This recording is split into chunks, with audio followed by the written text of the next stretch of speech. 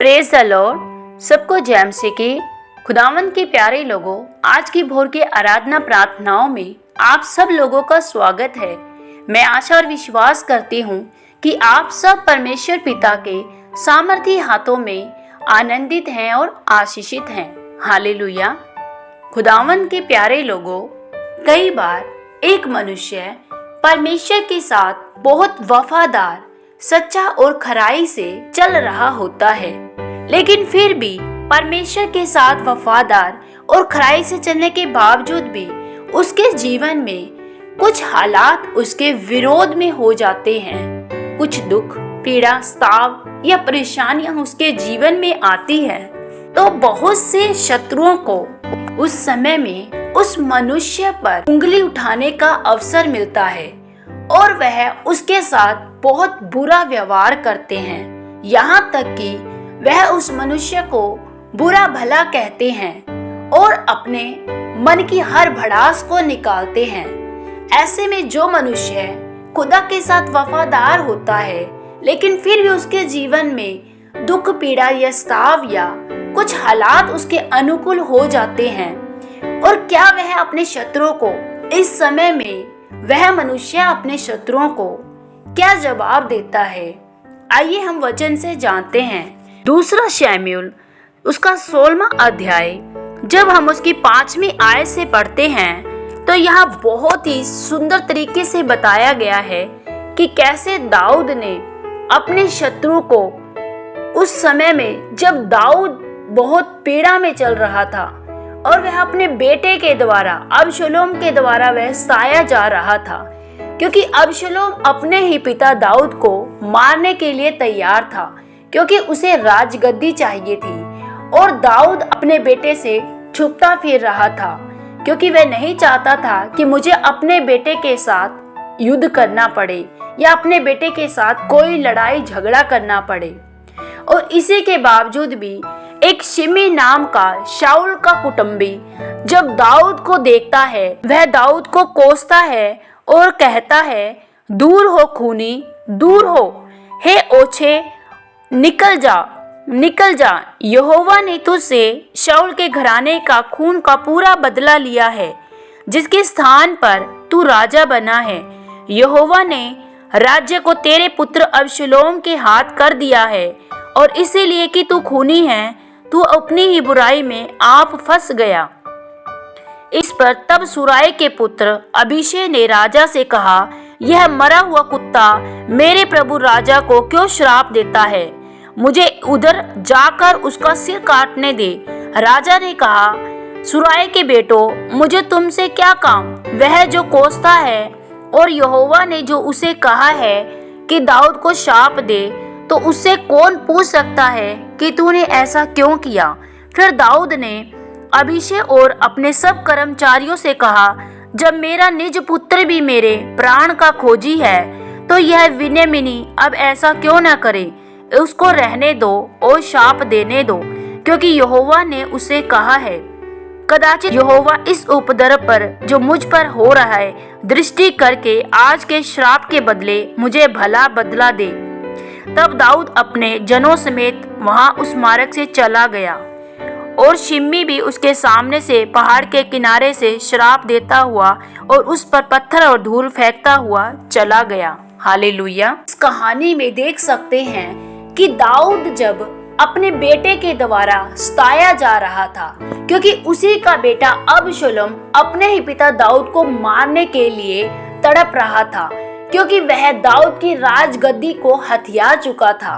और इसी बीच में जब शाऊल का एक कुटुंबी शिमी दाऊद को बुरी तरह कोसता हुआ उसके पीछे पत्थरों से वार कर रहा था, और वह उसे बार बार कोस रहा था कि तू खूनी है, तूने खून किया है, और इसी का बदला यहोवा ने तेरे साथ लिया है।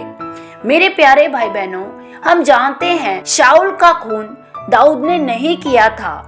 शाऊल ने खुद से ही अपने आप को मार डाला था, लेकिन दाऊद ने शाऊल की हत्या नहीं की थी।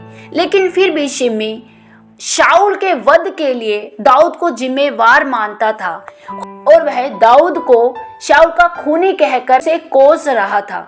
मेरे प्यारे भाई बहनों, कई बार ऐसा ही होता है, आप खुदा के साथ अच्छे चलते हैं, लेकिन अच्छा चलने के बावजूद भी आपके जीवन में यदि कोई बीमारी या समस्या या परेशानी या कोई ऐसा उपद्रव एकाएक आप पर आ जाता है, आपके आसपास के लोग आप पर उंगली उठाते हैं, आपको बुरा भला कहते हैं और आपको कहते हैं कि तू तो परमेश्वर में चल रहा था, तेरे साथ बीमारी कैसी आई, तेरे ऊपर बीमारी कैसी आई, तेरे घर में ये परेशानी कैसी आई, तेरा बेटा कैसे मर गया, कि निश्चय ही तूने कोई पाप किया होगा, निश्चय ही तूने कोई गुनाह किया होगा जिसकी सजा परमेश्वर ने तुझे दी है।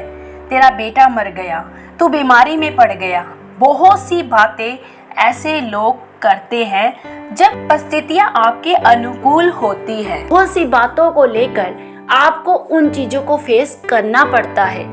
सेम ऐसे ही दाऊद भी प्रभु के साथ अच्छा चलते हुए भी उन तमाम बातों को वह सुन रहा था, क्योंकि वह जानता था कि मेरा जो परमेश्वर है वह इसके दिए गए हर श्राप को आशीषों में बदलने की सामर्थ रखता है। मेरे प्यारे भाई बहनों, बहुत बार ऐसा ही होता है, हम कई बार अपने उन शत्रुओं को अपने आप से जवाब देना चाहते हैं, लेकिन हमें यहाँ दाऊद के अनुसार उन बातों में शांति और पेशेंस और धीरज दिखाना चाहिए, क्योंकि यदि हम परमेश्वर के साथ सच्चे और वफादार होते हैं तो निश्चय ही परमेश्वर हमारे हर एक उन बुरे बोलने वालों का मुंह बंद करता है। हम उन लोगों को निरुत्तर करता है जो हमारी आलोचनाएं करते हैं, जो हमें बुरी तरह कोसते हैं, जो हमें श्राप देते हैं। परमेश्वर हर उन बातों का लेखा उनसे लेता है। लेकिन इस समय में यदि आप परमेश्वर की हर एक बातों को बड़े पेशेंस से सुनते हैं और परमेश्वर पर पूरा ईमान दिखाते हैं, तभी आपके साथ ऐसा हो पाता है। जब हम आगे देखते हैं, जब दाऊद का पुत्र अबशालोम मारा जाता है, तब दाऊद को उसका राज्य फिर से वापस मिल जाता है और वह फिर से राजा हो जाता है। और जब शिमी को इस बात का पता लगता है कि अब तो इज़राइल का राजा दाऊद बन चुका है, तो वह डर जाता है कि अब तो मैं निश्चय ही मारा जाऊंगा। तब शिमी राजा से कहने लगा, मेरा प्रभु मेरे दोष का लेखा न ले। जिस दिन मेरा प्रभु राजा यरूशलेम को छोड़ गया, उसी दिन तेरे दास ने जो कुटिल काम किया उसे स्मरण न कर, न राजा उसे अपने ध्यान में रखे, क्योंकि तेरा दास जानता है कि मैंने पाप किया है। देख, आज अपने प्रभु राजा से भेंट करने के लिए मैं यूसुफ के घराने में सबसे पहले आया हूँ। तब सुराय के पुत्र अबीशै से कहा, शिमी ने जो यहोवा के अभिषिक्त को श्राप दिया, क्या उसका वध करना न चाहिए? दाऊद ने कहा, हे सुराय के बेटो, कि तुम आज मेरे विरोधी ठहरे हो। आज क्या इज़राइल में किसी को प्राण दंड मिलेगा? क्या मैं नहीं जानता? आज मैं इज़राइल का राजा हुआ हूँ। फिर राजा ने शिमी से कहा, तुझे प्राण दंड न मिलेगा। राजा ने उसे जाने दिया। हालेलुया। मेरे प्यारे भाई बहनों, देखिए, यहाँ भी परमेश्वर ने दाऊद के हाथों में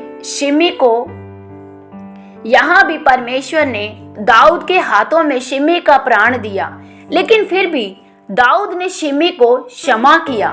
दाऊद ने शिमी को जाने दिया और दाऊद को वो सब बातें याद थी। यहाँ तक कि जो कर्मचारी उस समय दाऊद के साथ थे, वो भी दाऊद को याद दिला रहे थे कि कैसे इसने यहोवा के अभिषिक्त को शाप दिया था और यह इसके लिए एक बड़ा पाप ठहरा है और इसको ऐसे जाने नहीं दिया जा सकता, इसको मृत्यु दंड दिया जाना चाहिए। लेकिन फिर भी दाऊद ने उसे क्षमा किया।